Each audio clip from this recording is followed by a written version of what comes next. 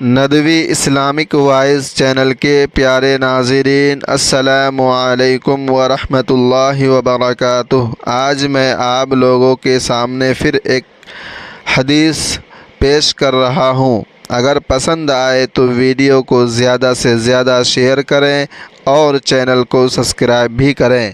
پیارے ناظرین، حضرت ابن مسعود رضی اللہ تعالی عنہ سے مروی ہے کہ اللہ نے جو بیماری بھی اتاری ہے اس کی شفا بھی اتاری ہے۔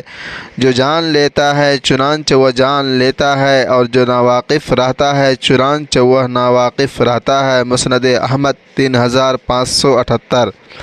حضرت ابن مسعود رضی اللہ تعالی عنہ سے مروی ہے کہ جناب رسول اللہ صلی اللہ علیہ وآلہ وسلم نے ارشاد فرمایا، جو شخص کسی معاملے میں قسم اٹھا کر کسی مسلمان کا مال حاصل کر لے تو وہ اللہ سے اس حال میں ملے گا کہ اللہ اس سے ناراض ہوگا۔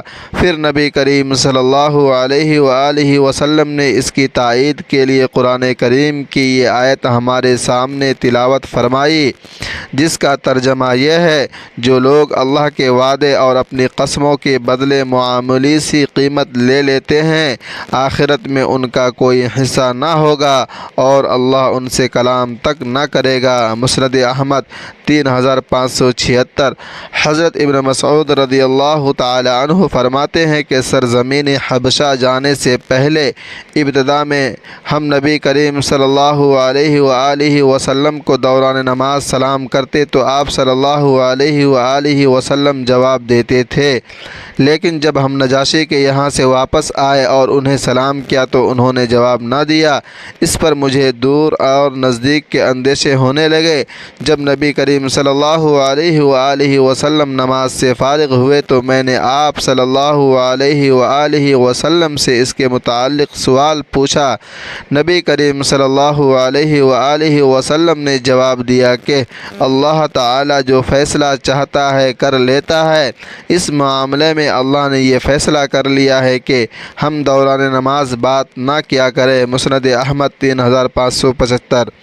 حضرت عبداللہ بن مسعود رضی اللہ تعالی عنہ نے کہا، میں نے آپ صلی اللہ علیہ وآلہ وسلم سے پوچھا گیا دین کے کاموں میں کون سا عمل افضل ہے؟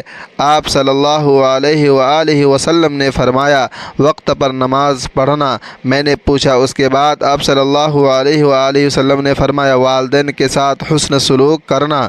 میں نے پوچھا اور اس کے بعد؟ آپ صلی اللہ علیہ وآلہ وسلم نے فرمایا، اللہ کے راستے میں جہاد کرنا۔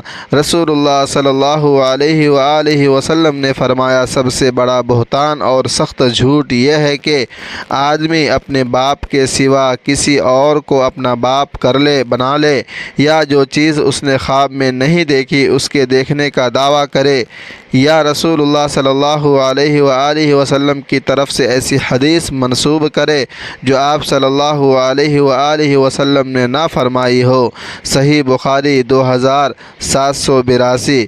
اللہ تبارک و تعالی سے دعا ہے کہ اللہ تبارک و تعالی ہم لوگوں کو ان باتوں پر عمل کرنے کی توفیق عطا فرمائے۔